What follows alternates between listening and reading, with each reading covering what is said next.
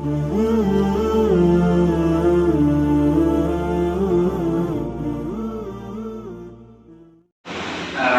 بالله من الشيطان الرجيم. بسم الله الرحمن الرحيم.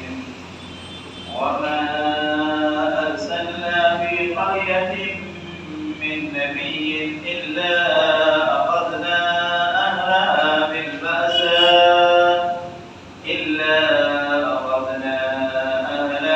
بالبأساء والضراء لعلهم يضرعون. ثم بدلنا مكان السيئة الحسنة حتى عفوا وقالوا قد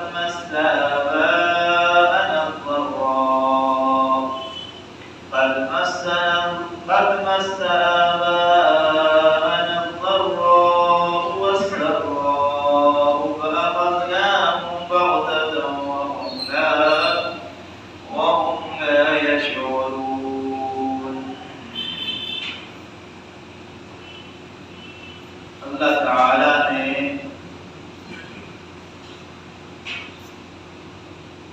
یہ دنیا اور دنیا کا نظام اپنی قدرت اور حکمت سے بنایا ہے. انسانوں کی تخلیق اور پیدائش پروردگار عالم نے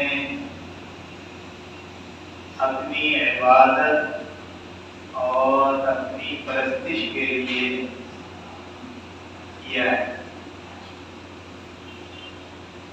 قرآن کریم میں پروردگار عالم نے ایک جگہ کہا ہے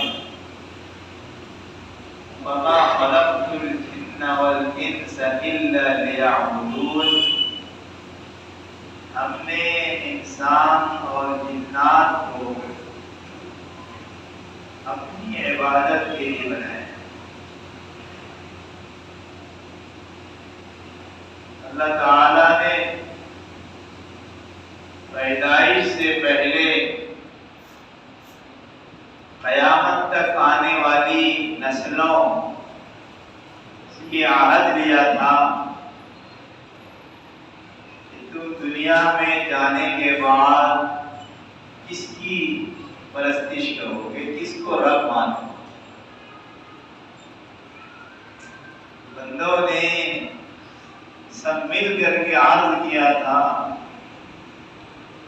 آپ ہمارے رب ہیں, کیوں نہیں ہم آپ کی پرستش کریں. قرآن کے الفاظ ہیں, اللہ تعالیٰ نے پوچھا تھا الست بربکم, کیا میں تمہارا رب نہیں ہوں؟ قالوا بلا, سب نے کہا کیوں نہیں. لیکن جب دنیا میں انسان بھیجے گئے وہ وعدہ بھولا, کسی کو یاد نہیں رہا کہ ہم نے اللہ رب العزت سے کیا وعدہ کیا. دنیا میں آ کر کے دنیا کے کاموں میں, یہاں کے الجھنوں میں آدمی مصروف ہو, بھول گئے کہ وعدہ کیا کر کے آئے. بہترین انسان وہ ہوتا ہے جو وعدہ کرے اسے پورا کرے. الکریم اذا وعد وفا, کریم وہ انسان کہلاتا ہے جو وعدہ کرتا ہے اسے پورا کرتا ہے. انسانوں کو وہ وعدہ یاد رکھنا چاہیے, اسے پورا کرنا چاہیے, لیکن وہ بھول گئے. اللہ بڑا کریم ہے, رحیم ہے, وہ یہ چاہتا ہے کہ میرے بندے, میری مخلوق صحیح راستے پر چلتی رہے اور میرے پاس اس حال میں آئے کہ میں اس سے خوش ہوں, وہ ہم سے خوش ہوں. جب اللہ رب العزت نے یہ دیکھا کہ انہوں نے اس وعدے کو فراموش فراموش کر دیا ہے جو وعدہ ہم نے لیا تھا، تو ایک سلسلہ قائم کیا انبیاء کرام علیہم الصلاۃ والتسلیم کو بھیجنے کا۔ نبی انسان ہی ہوتے ہیں، اللہ کے مقرب اور اللہ کے چنے ہوئے بندے ہوتے ہیں جو گناہوں سے پاک اور صاف ہوتے ہیں۔ ان کے پاس اللہ کی طرف سے کتابیں اترتی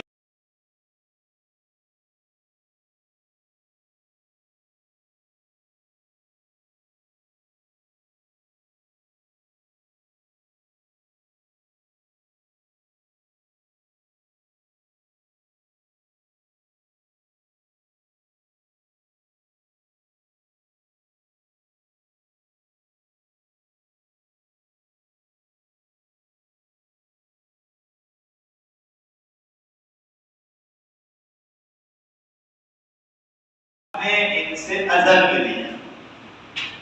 وہ نبی آتے گئے اور ان کو یاد دلاتے رہے، یا قوم اعبدوا اللہ ما لکم من الہ غیر، اے میری قوم ایک اللہ کی عبادت کرو، ان کے علاوہ کوئی معبود نہیں۔ اللہ تعالیٰ نے جب بھی نبی بھیجا، حدیث میں آتا ہے تقریباً 1,24,000 اللہ تعالیٰ نے نبیوں کو صرف اس کام کے لیے بھیجا ہے کہ میرے بندوں کی رہنمائی کی جائے، ان کو ہدایت کے راستے بتائے، کوششیں کی جائیں۔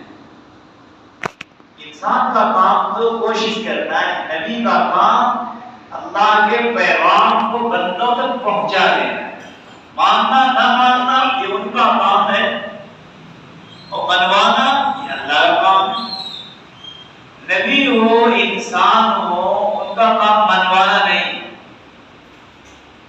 اسی لیے جناب نبی کریم علیہ الصلوۃ والسلام نے جب اپنے چچا ابو طالب کو خوب سمجھایا کہ ایمان لے آئیے، نہیں لائے، بڑا غمزدہ ہوئے، آپ بہت فکر مند ہوئے، تو اللہ تعالیٰ نے فرمایا انک لا تہدی من احببت ولکن اللہ یہدی من یشاء۔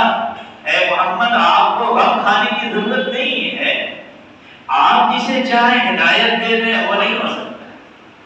آپ کا کام پہنچا دینا ہے، لست علیہم بمسیطر، آپ کو کوئی داروغہ بنا کر کے نہیں بھیجا گیا ہے، ڈنڈا مار کر کے منوانا ہی ہے۔ آپ کا کام تو پہنچا دینا ہے، ہدایت دینا تو میرا کام، راہ راست پر لانا میرا کام ہے، اس لیے آپ فکر نہ کریں۔ اچھا، جب نبی آئے ایسا نہیں ہوا کہ قوم نے آپ کی ہر بات کو قبول کر لیا، ایسا نہیں۔ بہت سارے بندے ایسے ہوئے جنہوں نے نبی کی بات پر ایمان لایا، بہت سے لوگ ایسے ہوئے جنہوں نے نبی کو ٹھکرا دیا۔ حضرت نوح علیہ السلام 950 سال تک سمجھایا آپ نے، ایک دو دن نہیں، کتنے دن؟ 950 سال تبلیغ کیا، قوم نے نہیں مانی۔ قوم کا تو یہاں تک آپ کی مخالفت تو کرتے ہی تھے، آپ کا گلا دبا کر کے مارنے کی بھی کوشش کی، اور جس کو ہم لوگ بولتے ہیں نا کہ اس طرح مارتے تھے کہ لوگ یہ سمجھتے تھے کہ اب مر گئے اور چھوڑ چھاڑ کے چلے جاتے۔ دوسرے دن پھر وہ کھڑے ہوتے اور آ کر کے قوم سے کہتے یا قوم، یہ سلسلہ چلتا رہا 250 سال۔ حضرت نوح آئے، حضرت یونس آئے، حضرت عیسیٰ آئے، حضرت موسیٰ آئے، حضرت ادریس آئے، حضرت داؤد آئے، سارے ناموں کا تذکرہ قرآن میں بھی نہیں۔ سب سے اخیر میں جناب محمد رسول اللہ صلی اللہ علیہ وسلم اس دنیا میں تشریف لائے۔ اچھا جب نبی نے لوگوں تک اللہ کی بات پہنچا دیا، قوم نے نہیں مانا تو کیا ہوا؟ تذکرہ اس میں ہلکا سا اللہ تعالیٰ نے کیا ہے، وَمَا أَرْسَلْنَا فِي قَرْيَةٍ مِّن نَّبِيٍّ إِلَّا أَخَذْنَا أَهْلَهَا بِالْبَأْسَاءِ وَالضَّرَّاءِ لَعَلَّهُمْ يَضَّرَّعُونَ۔ اللہ تعالیٰ نے جب بھی ہم نے نبی کو بھیجا تو ہم نے ان کی قوم کو، قوم والے کو، اس قوم میں بھیجا نبی کو، اللہ تعالیٰ نے اس قوم کے لوگوں کی یعنی نبی کی قوم کی پکڑ کرنا ہے۔ کس نتیجے کہ نبی بھیجے گئے، نبی نے لوگوں تک اللہ کی بات پہنچا دی، اللہ کی طرف آنے کی دعوت دی، ان کو ہدایت کے راستے پر چلانے کی کوشش کی، نہیں مانا۔ نتیجہ کیا ہوا؟ اللہ تعالیٰ نے پکڑا۔ اور اللہ تعالیٰ تو بڑا، ہم لوگ تو یہ سمجھتے ہیں کہ اللہ بڑا غفور ہے، بڑا بخشنے والا، رحم کرنے والا ہے، گناہ کتنا بھی کرنے اللہ تعالیٰ معاف کر ہی دے گا۔ لیکن اللہ تعالیٰ نے دوسری جگہ کہا ہے میں اس طرح غفار و ستار ہوں، قہار و جبار بھی ہوں، جس طرح میں معاف کرنے والا ہوں میری پکڑ بھی تو ہوتی ہے۔ ان بطش ربک لشدید، بے شک میری پکڑ جو ہے، تیرے رب کی پکڑ، رب کون ہے؟ ان بطش ربک لشدید، تیرے رب کی پکڑ بڑی سخت ہوتی ہے۔ اور اللہ تعالیٰ جب پکڑتے ہیں تو پھر کوئی چھڑانے والا بندہ نہیں۔ پکڑ کیسے ہوتی ہے؟ کبھی تو اس طرح پکڑ ہوئی اللہ تعالیٰ کا عذاب آیا، پوری بستی تباہ، قوم عاد، قوم ثمود، اس کی طرف اللہ تعالیٰ نے نبی بنا کر کے بھیجا حضرت صالح کو، اور دیگر نبی کو سمجھایا، نہیں مانا، اللہ تعالیٰ نے عذاب نازل کیا۔ جس طرح آندھی اور طوفان آتا ہے، اس میں بہت سارے دم جڑ سے، زمین سے اکھڑ کر کے گر جایا کرتا ہے۔ قرآن کا تذکرہ ہے ایک قوم کا کہ اللہ تعالیٰ نے جب عذاب نازل فرمایا تو جس طرح درخت گر جاتا ہے ایسے ہی یہ گرے پڑے رہ گئے اور ختم ہو گئے، ہلاک برباد۔ بعض قوموں کے بارے میں اللہ تعالیٰ نے چور چور کر دیے گئے، بعض قوموں کے بارے میں آیا اللہ تعالیٰ نے آسمان سے بھی بارش برسایا، زمین سے بھی بارش برسایا، آگ سے بارش نکلی، پوری قوم تباہ برباد۔ ایک پکڑ تو یہ ہوئی کہ اللہ کا عذاب آیا، اور اسے قوم لوط علیہ السلام کی قوم جب نافرمانی کرنے لگی تو حضرت جبرائیل امین آئے، بڑے طاقتور فرشتے ہیں، انہوں نے پوری بستی کو ایک ہاتھ پہ اٹھایا، آسمان پر لے چلے گئے اور وہاں سے گزر گئے۔ بہت سارے ممالک ایسے ہیں کہ اس کی نشانی آج بھی موجود ہے۔ آج تو لوگ وہاں تفریح کے لیے جاتے ہیں، جبکہ اللہ کے رسول صلی اللہ علیہ وسلم نے جب وہاں سے گزرنے کا ارادہ کیا تھا تو صحابہ کرام سے کہا تھا یا رسول اللہ نہیں، یہاں اللہ کا عذاب اترا ہے، ادھر تیزی سے گزر جاتے ہیں، اور آج ہمارے لوگ وہاں تفریح کے لیے جاتے ہیں۔ ایک وقت تو یہ ہوئی کہ پانی کا عذاب، دھوپ کا عذاب، تپش اتنی پریشان ہو گئے، اور پھر اوپر سے آگ اللہ تعالیٰ نے برسا دی، سب نیز نابود ہو گئے۔ اور کیا کبھی اللہ تعالیٰ پکڑتے ہیں اچھا خاصا کھانا پینے والا انسان روڈ پہ بھیک مانگتا ہوا نظر آتا ہے، یہ تو مشاہدہ ہم کرتے ہیں، یہ تو جناب محمد رسول اللہ صلی اللہ علیہ وسلم کی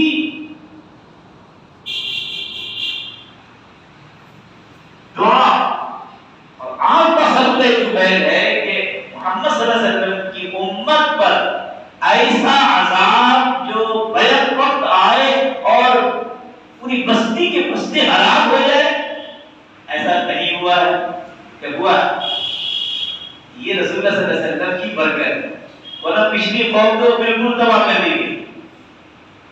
اچھا اس قوم پر کبھی آندھی، کبھی طوفان، کبھی سیلاب کے ذریعے سے جو آتا ہے یہ بھی اللہ کی پکڑ،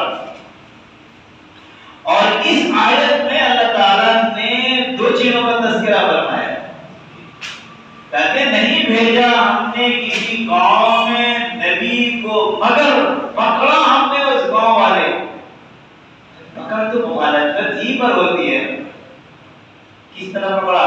بالبأساء، بأساء کے معنی فقر و فاقہ، محتاجی، غربت، کھانے پینے کا سامان ختم ہو گیا ہے، رزق مہیا نہیں ہو رہا، پریشان حال ہے، دوسروں کے سامنے ہاتھ پھیلانے پر مجبور ہے، در کی ٹھوکریں کھانے لگتا ہے۔ یہ فقر و فاقہ بڑا خطرناک چیز ہے۔ الا اخذنا اهلها بالبأساء، ہم نے پکڑا اس گاؤں والے کو فقر و فاقہ کے ذریعے سے۔ اللہ پچھلی قوم کو بڑی نعمتوں سے نوازا تھا، جب نافرمانی کرنے لگے سب چھین دی۔ یہ تو ایک واقعہ ہوا۔ قرآن کریم میں جب بھی کوئی حکم اترتا ہے کسی خاص واقعے کے پیش نظر تو اس میں عبرت اور نصیحت ہوا کرتی ہے قیامت تک آنے والی نسلوں کے۔ یہ نہ سمجھا جائے کہ قرآن کریم نے قصہ بیان کر دیا کہ فلاں قوم پر اللہ کا عذاب آیا تھا فقر و فاقہ کے ذریعے سے، نہیں، یہ نصیحت ہے ہمارے لیے، عبرت ہے۔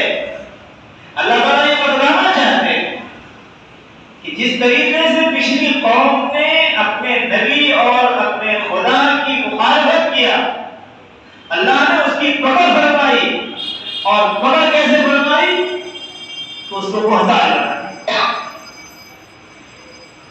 اسی لیے سرکار دو عالم صلی اللہ علیہ وسلم نے ارشاد فرمایا ہے قاد الفقر ان یکون کفرا، اور محتاجی خطرناک ایسی ہے کہ انسان کو کفر کے قریب پہنچا دے۔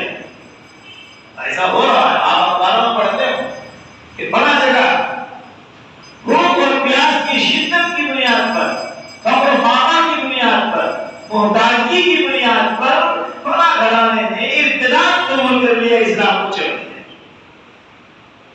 اسی لیے سرکار دو عالم جناب محمد رسول اللہ صلی اللہ علیہ وسلم نے امت کو تنبیہ کیا ہے، نصیحت کیا ہے، اور یہ کہا ہے آؤ ایک اعمال کی طرف توبہ استغفار کرو، گناہوں سے معافی مانگو، اور کیا کرو؟ واجبوا بالاعمال السبع، 7 ایسی چیزیں ہیں جو انسان کے لیے خطرناک ہیں، ان 7 چیزوں کے آنے سے پہلے تم اللہ کی طرف رجوع کر لو، نیک کام کر لو، ورنہ اگر وہ چیزیں آ جائیں گی تو پھر تم اللہ کی عبادت نہیں کر سکتے۔ ان میں سے کیا ہے؟ سب سے پہلی چیز جو جناب نبی کریم علیہ الصلوۃ والسلام نے ارشاد فرمایا ہے اور سوالیہ جملہ میں کہا ہے هل تنظرون الا فقرا منسیا، کیا تم انتظار کر رہے ہو کہ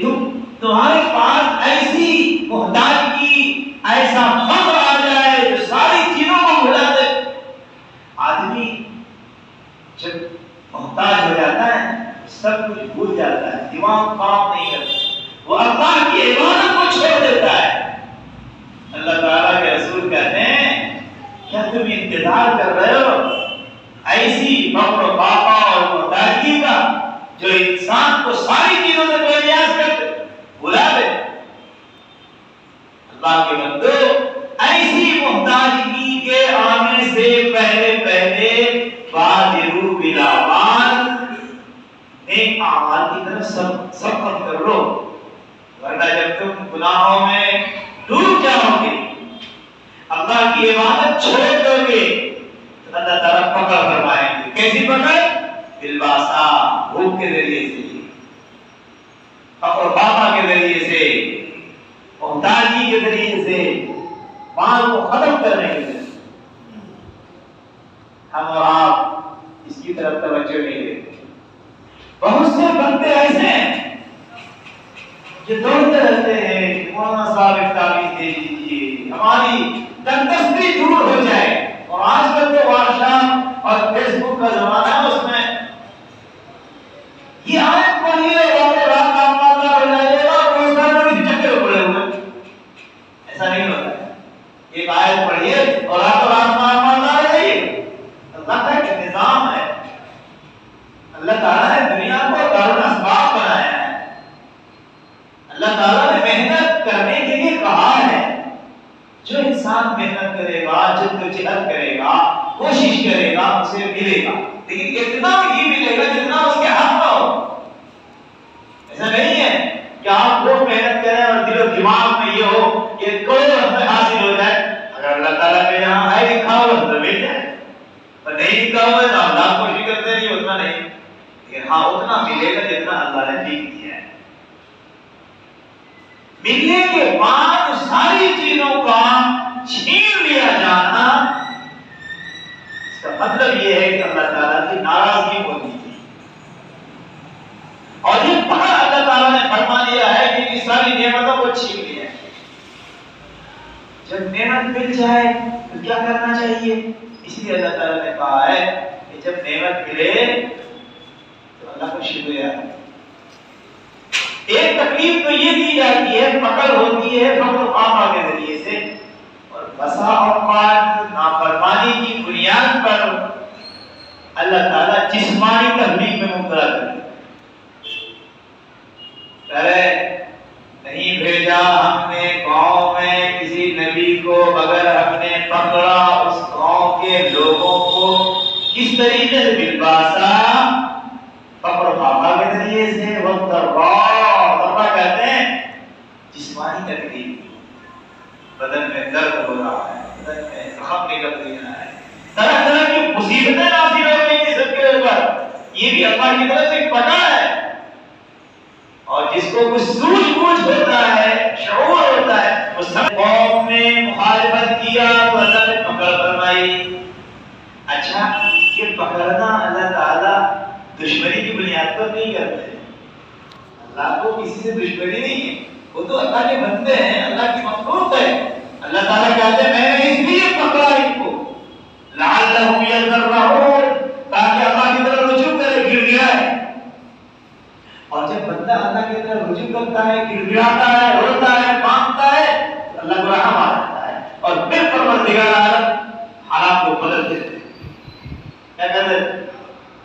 جب مصیبت آئے، چاہے فقر و فاقہ کے ذریعے سے، سیلاب کے ذریعے سے، جسمانی تکالیف کے ذریعے سے، مال اور دولت میں کمی کے ذریعے سے، تو اللہ کی طرف رجوع کرنا چاہیے۔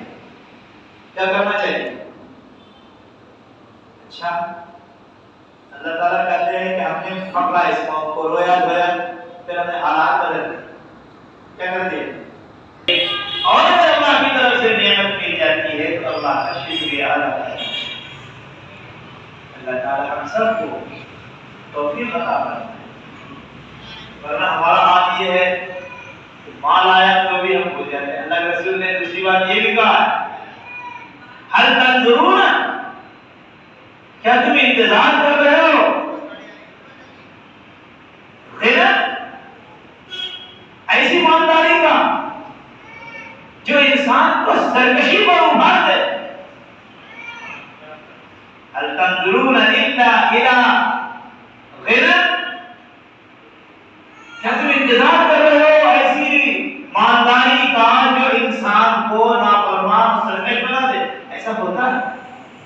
صبر کریں اور یہ سمجھیں اللہ کی طرف سے ہے، اور اگر اللہ تعالیٰ حالات کو بدل دے تو اللہ کا شکریہ ادا کرنا چاہیے اور یہ سوچنا چاہیے کہ حالات میں تبدیلی بھی کس کی طرف سے ہے، اور یہ بھی یقین رکھنا چاہیے کہ حالات کی تبدیلی اس وقت ہوگی جب کہ انسان اللہ کی طرف رجوع کرے گا، آئے گا، توبہ کرے گا، اللہ تعالیٰ ہم سب کو پہلے سننے سے زیادہ عمل کی توفیق عطا فرمائے اور آپ کے احکامات پہ عمل کرنے کی توفیق دے، ہم سب کو اللہ تعالیٰ نیک اعمال کی طرف سبقت کرنے کی توفیق عطا فرمائے۔